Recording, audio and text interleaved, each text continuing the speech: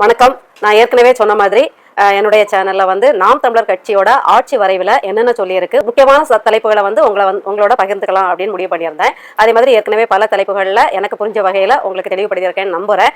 இப்போ நான் எடுத்திருக்க தலைப்பு என்னன்னு பார்த்தீங்கன்னா, அதாவது அண்ணன் சீமான் அவர்கள் தன்னுடைய ஆட்சி காலத்தில் காவல்துறைக்கு என்னென்ன சீர்திருத்தங்கள் செய்வார் அப்படிங்கிறது தான் இந்த காணொலியில நம்ம பார்க்க போறோம். முதலாவது அவர் சொல்றது, காவல்துறை வந்து இன்னைக்கு நம்முடைய நண்பர்களா இல்ல அப்படிங்கிற அந்த பார்வையில தான் அவர் கொண்டு போறாரு.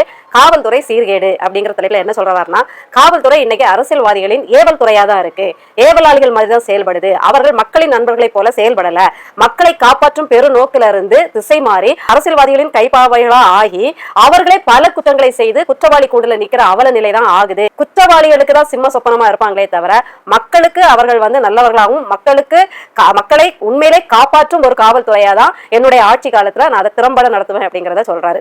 காவல்துறையோட பற்றாக்குறை அப்படிங்கிறது இப்போ நிலவிட்டு தான் இருக்குது. 450 பேருக்கு ஒரு காவலாளி வந்து இயங்கணும், அந்த விகிதாச்சாரத்துல தான் இருக்கணும் அப்படிங்கிறது அடிப்படை. ஆனா நம்முடைய சென்னை பொறுத்த வரைக்கும் இல்ல தமிழ்நாட்டை பொறுத்த வரைக்கும் 600 பேருக்கு ஒரு காவலாளி அந்த விகிதாச்சாரத்துல தான் இயங்குது. இதுவே காவல்துறை பற்றாக்குறை. இதனாலேயே சட்டம் ஒழுங்கு சீர்கட்டுறதுக்கும் அதை கண்காணிக்கும் பொறுப்புங்கிறது ஒரு பெருஞ்சுமையாகவும் இருக்குது அப்படிங்கறத சொல்றாரு. அது இன்னும் பாத்தீங்கன்னா டெல்லி, கொல்கத்தா, மும்பைல எல்லாம் கூட இந்த விகிதாச்சாரங்கள் வந்து பரவலா 450 பேருக்கு ஒருத்தர் அப்படிங்கிற நிலையில இருக்குது. ஆனா சென்னை, பெருநகரமான சென்னையில வந்து பற்றாக்குறையில தான் ஓடுது அப்படிங்கறத சொல்றாரு. இதை நான் மாத்துவேன். அதிக காவலர்களை பணி நியமனம் செய்து நான் வந்து காவல்துறையோட அந்த காவலர்கள் பற்றாக்குறை வந்து நிவர்த்தி செய்வேன் அப்படிங்கறத சொல்றாரு. அதே மாதிரி வேலை நேரம் அப்படிங்கிறது, இவர்களுக்கு சுழற்சி முறையில நான் வேலை கொடுப்பேன். அது இருக்குது சுழற்சி முறை. இப்பொழுதும் நம்ம நாட்டை பொறுத்த வரைக்கும் பொதுவாகவே பல அரசு இது மாதிரி வந்து 24 மணி நேரமும் மக்கள் சேவை செய்கின்ற துறைகள்ல வந்து சுழற்சி முறையில தான் இயங்கிட்டு இருக்குது. ஆனா அது வந்து அந்த என்னதான் சுழற்சி முறையில கொடுத்தாலுமே பல பண்டிகை நாட்களின் போது இல்ல முக்கியமான பல தருணங்கள்ல வந்து இந்த சுழற்சி முறையை அடிபட்டு அவங்க வந்து அளவு நேரத்துக்கு அதிக மணி நேரத்துல வந்து வேலை பார்க்குற ஒரு கட்டாயத்துக்கு ஆளாக்கப்படுறாங்க. அப்போ அதை வந்து நான் வந்து லகுவாக்குவேன். அதே மாதிரி 8 மணி நேர வேலை தான், குறிப்பா பெண்களுக்கு 6 மணி நேரம் வேலை தான். ஏன்னா பெண்களுக்கு வந்து வீட்டை நிர்வகித்தல், குழந்தைகளை பராமரித்தல், இன்னும் அவர்களுக்கு உடல் உபாதைகள், இயற்கை உபாதைகள் எல்லாமே அவர்களுக்கு வந்து கொஞ்சம் சில சிக்கல்களை கொடுப்பதனால பெண்களுக்கு வந்து சிறப்பா ஒரு 6 மணி நேரம் அவங்க வேலை செஞ்சா போதும் அப்படிங்கிற நிலைமையை நான் கொண்டு வருவேன் அப்படிங்கிறத சொல்றாரு. காவல்துறையே நான் 3 பிரிவா பிரிச்சுதான் வேலை வாங்குவேன் அப்படின்னு சொல்றாரு. ஏன்னா இப்ப இருக்கின்ற காவல்துறை மொத்தமா, அதாவது சட்டம் ஒழுங்கு சீர்கேடா இருந்தாலும் சரிதான், குற்றத்தடுப்பு பிரிவு, உளவுத்துறை, புலனாய்வு துறை இது சார்ந்து இருந்தாலும் இவங்க எல்லாருமே எல்லா வேலைக்கும் வந்து பழக்கப்படுத்தப்படுறாங்க. அதாவது ஒரு பொது நிகழ்ச்சி நடக்குதுன்னா அதுக்கும் இந்த காவலர்களை தான் தூக்கி போடுறாங்க. அரசியல்வாதிகளோட நிகழ்வுகள் நடக்குதுன்னா அதுக்கும் பாதுகாப்புக்கு இவங்க தான் போடுறாங்க. அரசியல்வாதி ரோந்து போறாரு, அது போறாரு, கட்சிகள் வந்து ஊர்வலம் போகுது, தேர்தல் பரப்புரையாகட்டும் இல்ல வந்து தேர்தலுக்கான எந்த ஒரு விஷயங்களா இருந்தாலும் பொதுக்கூட்டங்கள் என்னன்னு இருந்தாலுமே இந்த காவல்துறையை வச்சுதான் இந்த பணிகள் வந்து அதிகமா சுமத்தப்படுது. அப்ப அவங்க வந்து தங்களுடைய காவல் நிலைய வேலையும் பார்க்க வேண்டியது இருக்கும். அதை விட்டுக்கிட்டு ஒரு பொது நிகழ்ச்சி, அரசியல் நிகழ்ச்சின்னு பந்தோபஸ்து அப்படிங்கிறதுக்காக இடம் மாறும்போது அந்த நேரமும் அந்த பணிச்சுமையும் அவங்களுக்கு கூடுதலா அவங்க தலையில விழுது. இந்த சிக்கல்களை தீர்ப்பதற்காக அதிக காவல்துறையினரை பணிக்கு அமர்த்தி புதிதாக நிறைய பேரை பயிற்சி கொடுத்து நல்ல விதமா அவர்களை வந்து பொருத்தமானவர்களை தேர்வு செய்து நான் 3 பிரிவா பிரிச்சு இந்த பொது நிகழ்வுகளுக்கு, அரசியல் கட்சிகளுக்கு, பந்தோபஸ்துக்கு, பாதுகாப்புக்கு போறதுக்குன்னு தனி பிரிவு, சட்டம் ஒழுங்கு சீர்கேடுகளை கவனிக்கிறதுக்கு ஒரு பிரிவு, உளவுத்துறை, புலனாய்வு துறை, அந்த விசாரணை மேற்கொள்ளுதல், இந்த மாதிரி முக்கியமான விஷயங்களுக்கு இன்னொரு பிரிவுன்னு 3 பிரிவின் கீழே நான் வந்து வேலைக்கு அமர்த்திடுவேன். அப்போ பணிச்சுமை குறையும். இந்த நெருக்கடியெல்லாம் எங்க போய் கொண்டு விடுது அப்படிங்கிறத நாம இன்னும் பார்க்க போறோம். ஓய்வும் மனவளர் பயிற்சியும் அப்படின்னு ஒரு தலைப்பு கொடுத்திருக்காங்க. இப்பதான் நாம முக்கியமான ஒரு கட்டத்துக்கே வந்திருக்கோம். இது ஏன் அவ்வளவு அவசியம்? சமீபத்திய கஸ்டடி மரணங்கள், அதாவது காவல்துறையில கொண்டு போய் அடிச்சே கொல்லுற அந்த மரணங்கள், இப்ப எடுத்துக்காட்டா எல்லாருக்கும் உடனே ஞாபகம் வர்றது அதிமுக ஆட்சியில நடந்த ஜெயராஜ் பெனிக்ஸ் வழக்கு. அதுவும் அப்படிதான். சாதாரணமானவர்கள், சாதாரண குடும்பத்தை சேர்ந்தவர்கள், நல்ல குடும்பத்தை சேர்ந்தவர்கள், எந்த குற்ற பின்னணியும் கிடையாது. சின்ன வாய்க்கு வாய் பேசின ஒரு பதிலடியில ஈகோ முட்டி தள்ளி போய் கூட்டிட்டு போய் அடிச்சே கொண்டாங்க.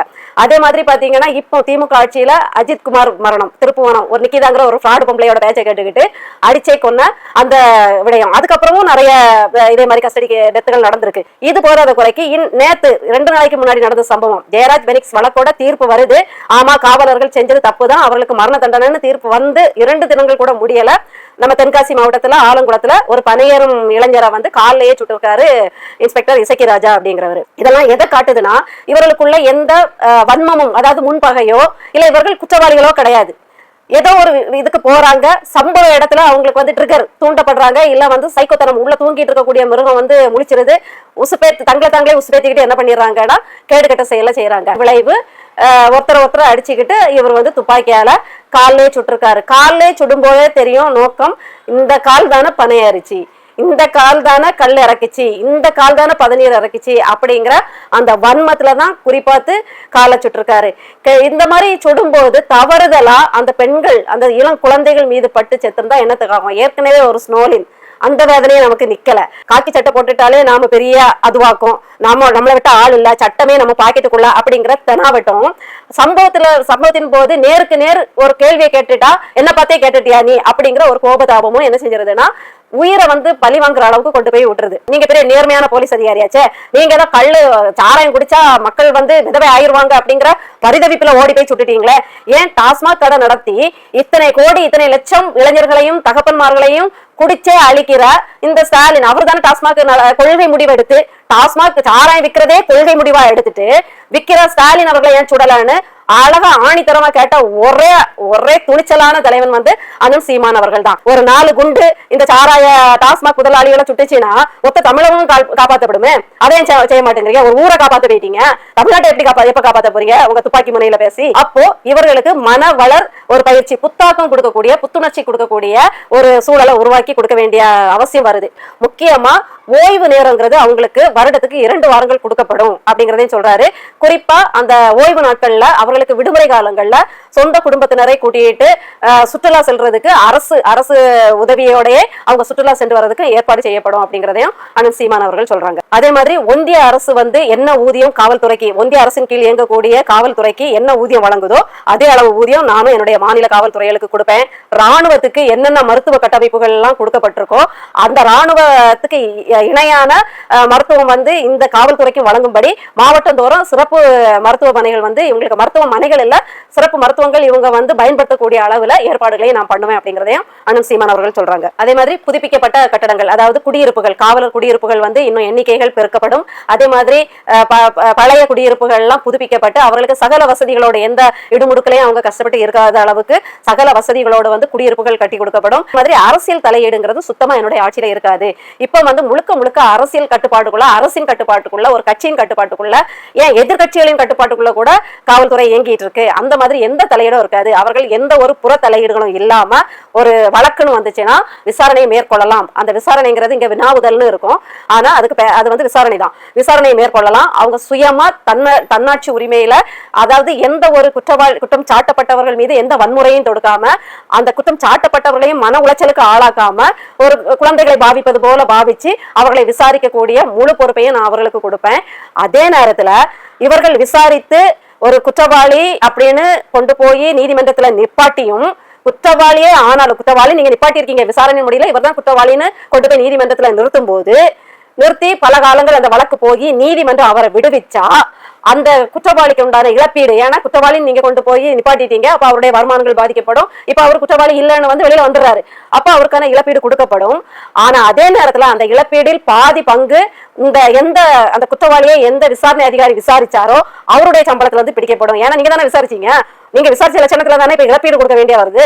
நீதிமன்றம் அவர்களை விடுதலை ஆக்குதுன்னா உங்க விசாரிப்பின் லட்சணம் தெரிஞ்சு போயிருது.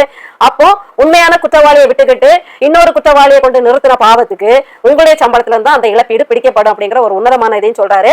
அதனால அண்ணன் ஆட்சி காலத்துல காவல்துறை வசதியோடயும் இருக்கலாம், அதே நேரத்துல உங்களுடைய காவல்துறை இலக்கணத்தோடையும் நடந்து கொள்ள வேண்டியது இருக்கு. சும்மா மேம்போக்கா எவனோ கையில கிடைச்சாமட்டு ஒரு இதை எப்படியா இந்த வழக்க முடிக்கணும் அப்படிங்கிறதுக்காக அவன் வாக்குமூலத்தை வாங்கிக்கிட்டு குற்றப்பத்திரிகை தாக்கல் செஞ்சு வழக்க முடிச்சிடலாம் அப்படின்னு நினைச்சீங்கன்னா அவன் நிரபராதின்னு தெரியும் பட்சத்துல உங்களுடைய சம்பளம் தான் பாதிக்கப்படும் அப்படிங்கிறதையும் சொல்றேன். அதே நேரத்துல அவங்க வெளியில வந்துட்டாரு அப்படின்னா அதோட அந்த வழக்கு முடிஞ்சிடக்கூடாது.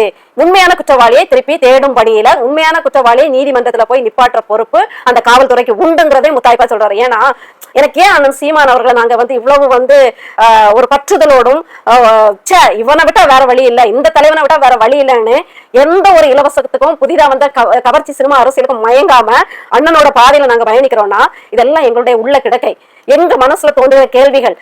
இப்படி இருந்தா எப்படி இருக்கும் நாம நினைச்சிருக்கோம்ல, அதான் அவர் கொள்கையாகவும் கோட்பாடாகவும் நான் வந்து அப்படி செய்வேன் பாரு. ஏன்னு சொல்றேன்னா தசந்துங்கிற அந்த நாய் கொடூர குற்றவாளி சைக்கோ ஒரு குழந்தையை பாலியல் வன்கொடுமை பண்ணி 7 வருடங்கள் சிறைக்குள்ள இருந்துட்டு உச்ச நீதிமன்றத்தால விடுவிக்கப்பட்டான். போதிய சான்றுகள் இல்லாதனால இவன் தான் குற்றவாளியான தெரியல அப்படின்னு மகத்துவமான கண்டுபிடிக்க வச்சு அவன் விடுவிக்கப்பட்டான்.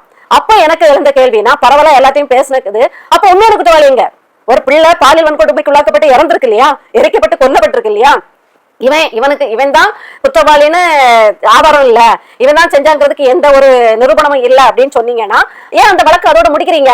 அப்ப அந்த குழந்தையின் சாவுக்கு யாரு காரணம், அந்த குழந்தையை கொண்டது யாரு அப்படிங்கறத கண்டுபிடிங்க. இதை கண்டுபிடிக்கிறதுக்கு தானே காவல்துறை, இதை அரசு ஆராயறதுக்கு தீர்ப்பு கொடுக்கறதுக்கு தானே நீதிமன்றம் அப்படின்னு பேசுனதுதான் அண்ணன் சீமான் அவர்கள் கொண்டு வந்திருக்காங்க.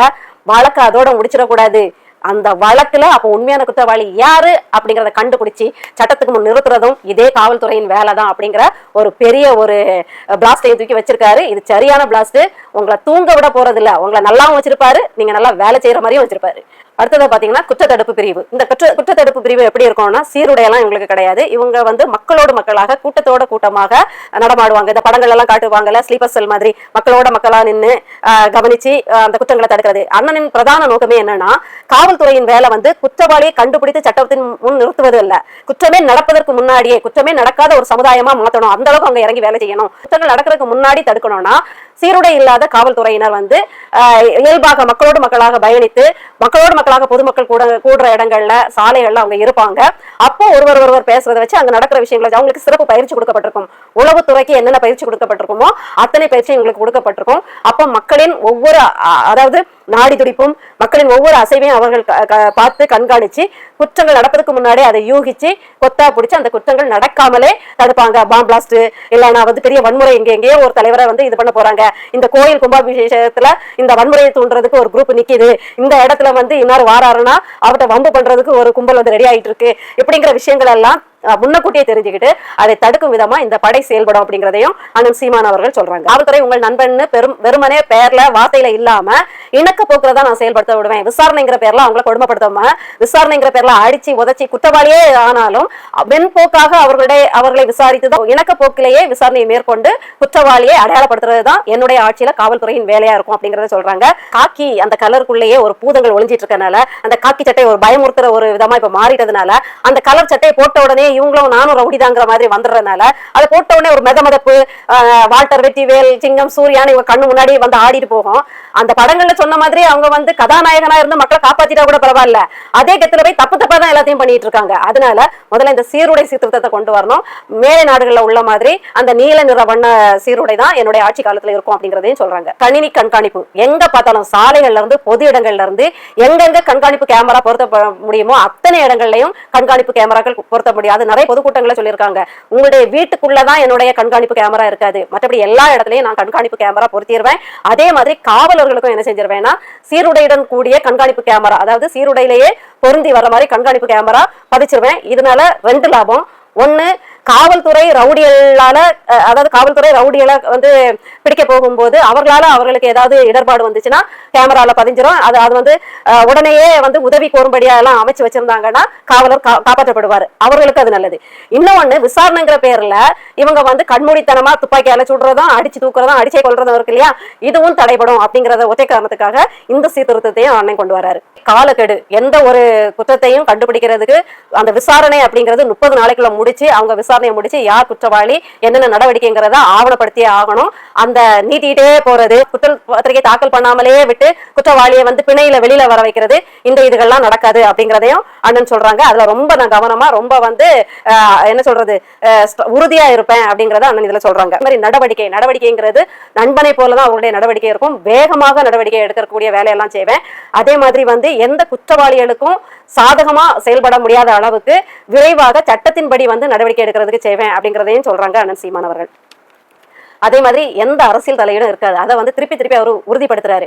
வழக்குகள், இந்த குற்றங்களை வந்து விசாரிக்கிறது, குற்றவாளியை அடையாளம் காட்டுறது, குற்றவாளியை கொண்டு நீதிமன்றத்துல நிப்பாட்டி தண்டனை வாங்குறது, இதுல எதுலையுமே அரசியல் தலையீடு சுத்தமா இருக்காது. அவர்கள் தங்களுடைய சட்டத்தின்படி தங்களுடைய கடமையை செவ்வனே நிறைவேற்றுறதுக்கு எல்லா வழியும் செய்வேன் அப்படின்னு சொல்றாரு. இந்த சிறுவர்கள் வந்து கொலை குற்றங்கள்ல ஈடுபட்டா சீர்திருத்த மையங்கள்ல விட்டு அவங்க வந்து மறுவாழ்வு பெறதுக்கு ஏற்பாடு பண்ணப்பட்டிருக்கோம். அதே மாதிரி இந்த காவல்துறையினரே குற்றவாளிகளா மாறும்போது இதுக்கு முன்னாடி சொன்ன சம்பவங்களை வச்சே அதை நீங்க பாத்துக்கோங்க. இந்த மாதிரி குற்றங்கள்ல இவங்க ஈடுபடும் போது இவர்களும் அதுல இருந்து மீண்டு வரதுக்கு, இவர்கள் அந்த மனநிலையிலிருந்து வெளிவரதுக்கு சீர்திருத்த மையங்கள்ல வந்து இவர்கள் போய் பயிற்சி பெற்று அந்த சீர்திருத்த மையத்துல இவர் வந்து பயிற்சி பெற்றாரு, இப்ப அவருடைய மனநிலை மாறி இருக்கு அப்படிங்கிற சான்றிதழ்களை காட்டினாதான் திருப்பி பணியில அமர்த்தப்படுவாங்க அப்படிங்கிற சொல்றாரு. அதே மாதிரி தண்டனை, பெரும் குற்றங்கள் செஞ்சா எப்படி சாமானியனுக்கு என்ன தண்டனை வழங்கப்படுதோ அந்த தண்டனை அந்த காவல்துறை அதிகாரிகளுக்கு கண்டிப்பாக என்னுடைய ஆட்சி காலத்துல இருக்கும். அவங்க தப்பிக்கவே முடியாது. தான் ஒரு பெரிய அதிகாரி, நாங்க வந்து அரசு அதிகாரிகள், சட்டத்தின் ஓட்டையை பயன்படுத்தி எல்லாம் நாங்க வந்துருவோம் அப்படிங்கிற பேச்சுக்கே இடம் கிடையாது. அவர்கள் எவ்வளவு பெரிய காவல்துறை அதிகாரியா இருந்தாலும் செய்த தப்புக்கு தண்டனை நிச்சயமா என்னுடைய ஆட்சியில உண்டு அப்படிங்கறத அண்ணன் சீமான் அவர்கள் சொல்றாங்க. இந்த சிறைச்சாலை அப்படிங்கிறது, அதாவது குற்றவாளியே சிறைச்சாலையில இருக்கிறத வந்து 10 ஆண்டுகளுக்குள்ள ஆயிடுச்சுன்னா நான் வந்து வெளியில அனுப்பிடுவேன் அப்படிங்கறத சொல்றாரு. ஆனா இது எல்லா குற்றங்களுக்கும் பொருந்தாது. குறிப்பா பாலியல் குற்றத்துல வந்தவங்க, பாலியல் குற்றம் கொலையில வந்தவங்க, அரசியல்வாதிகள் ஏதாவது பெரிய தப்புகள் பண்ணி வந்திருந்தாங்கன்னா, அதே மாதிரி இது ஆணவ படுகொலைகள் பண்ணவங்க, கொலை குற்றங்கள் பண்ணவங்க, கூலிப்படையினர், அதாவது காசுக்காக கொலை பண்ணுவாங்க இல்லையா, இது மாதிரி பண்றவங்க, இந்த மாதிரி படு பயங்கர வன்முறைகள்ல குண்டு வச்சு தகர்க்கிறவங்க, இந்த மாதிரி இருக்காங்க இல்லையா, இவர்கள் எல்லாம் இதுல விதிவிலக்காயிருவாங்க. அதே மாதிரி நில அபகரிப்பு, இந்த நிலத்துக்கு உண்டான பிரச்சனை, அடுத்தவங்க நிலத்தை ஆட்டையை போடுறது, அரசியல் இதுகள்ல பண்றது, இந்த மாதிரி அது அரசியல்வாதியா ஆனாலும் சரி அவர்களுக்கு உரிய தண்டனை, அதாவது பின்னையே கிடைக்காத வகையில உரிய தண்டனை வழங்கப்படும் அப்படிங்கறதே அண்ணன் சீமான் அவர்கள் சொல்றாங்க. இது போன காணொலியில விட்ட ஒரு விஷயம் என்னன்னா, குழந்தைகள் பெண்கள் மீது பாலியல் வன்கொடுமை கொலை பண்ணுனா கண்டிப்பா மரண தண்டனை தான். அதுதான் இதுல சொல்லியிருப்பாரு. எல்லா குற்றங்களுக்கும் மரணம் வந்து தீர்வாகாது, மரண தண்டனையை நாங்க வெறுக்கிறோம், எதிர்க்கிறோம். அதே நேரத்துல பெண்ணின் மீது கை வைத்து பாலியல் வன்கொடுமை பண்ணி கொலை செய்யறவன், குழந்தைகள் மீது கை வைத்து பாலியல் வன்கொடுமை செய்து கொலை செய்யறவனுக்கு கண்டிப்பா மரணம் தான் தண்டனை அப்படிங்கறதுல நாம் தமிழர் கட்சி உறுதியா இருக்கு அப்படிங்கறத அவர் சொல்றாரு. அடுத்ததா சின்னதா ஒரு தலைப்பை பார்த்து முடிச்சிருவோம். போக்குவரத்து துறை. அதுல என்னென்ன சீர்திருத்தங்கள் செய்ய போறாங்கன்னா, சின்ன சீர்திருத்தங்கள் தான். இதேதான், சாலைகள் முழுவதும் கண்காணிப்பு கேமராக்கள் இதெல்லாம் பதிவிட்டுறதுனால இவர்களுக்கு வந்து கண்காணிக்கும் இது வந்து எளிதா அமையும். அதனால அதை நான் செய்வேன் அப்படிங்கிறாங்க. அதே மாதிரி அவங்க வந்து வெயில்ல மழையில கஷ்டப்பட்டு ஒரு சின்ன ஒடிசலான ஒரு கூரைக்குள்ள நின்றுட்டு போக்குவரத்தை சரி பண்ற வேலையில ஈடுபடும் போது அதிக மன உளைச்சல், உடல் தளர்ச்சிக்குள்ளெல்லாம் ஆகுறாங்க. அதனால நான் அதை மாதிரி எல்லாம் செய்யாம குளிரூட்டப்பட்ட அறையில அவங்க உட்கார்ந்த இடத்துலயே கண்காணிப்பு கேமராக்கள் மூலம் பார்த்துக்கிட்டே நடவடிக்கைகள் எடுக்கிற மாதிரி பண்ணிடுவேன். அதே நேரத்துல சாலை விதிகள் மீறி வருபோற காப்பாற்றும்படியா இல்ல தனக்கு வருமானம் வரும்படியா லஞ்சம் ஊழல் வாங்கினாங்கன்னு தெரிஞ்சிச்சுன்னா அதே கண்காணிப்பு கேமரா மூலம் கண்டுபிடிச்சு தண்டனையும் கொடுப்பேன் அப்படிங்கிறத சொல்றாரு. என்னுடைய ஆட்சியில ஊழல் லஞ்சங்கிறது இருக்கவே இருக்காது, அந்த அளவுக்கு நான் தண்டனைகளை வந்து நடைமுறைப்படுத்துவேன் அப்படிங்கிறத சொல்றாரு. அதே மாதிரி சாலை விதிகளை வந்து பின்பற்றக்கூடிய வகையில அவங்க வந்து ஒரு வாக்கி டாக்கிம்பாங்க இல்லையா, அது மாதிரி ஒலிபெருக்கிகளை வச்சு அந்த கல்வி கூட இருக்குதுன்னா இங்க பக்கத்துல கல்வி கூட இருக்குது பார்த்து போங்க, இங்க மேடு பள்ளம் இருக்குது பார்த்து போங்க, இங்க போக்குவரத்து நெரிசலா இருக்குது இந்த பாதைக்கு போங்க, இது நிறைய இப்போ இருக்குது. ஆனா அதை கண்டிப்பா, அதாவது திறம்பட செய்து கடமைக்கேன்னு செய்யாம சரியா செய்யறதுக்கு ஏற்பாடு பண்ணுவேன் அப்படின்னு சொல்றாரு. அதே மாதிரி வந்து அவங்க கண்காணிப்பு அறைகளுக்குள்ள இருந்துகிட்டே சந்திப்புகள் வளைவுகள் எல்லாம் வரக்கூடிய போக்குவரத்து நெரிசல்கள், அந்த விபத்துகளை தடுக்கிறது எப்படிங்கிறத இருந்த இடத்துல இருந்தே தடுக்கிறதுக்கு உண்டான வேலைகள் எல்லாமே நான் பண்ணுவேன். வேலையை ரொம்ப எளிதாக்குவேன். அதே நேரத்துல ஒழுங்கும் கரமுமா அவங்க செய்யறபடி நான் ஆக்குவேன் அப்படிங்கிறத சொல்றாரு. இப்படிப்பட்ட ஒரு பொன்னான தலைவனை நீங்க விட்டுறாதீங்க.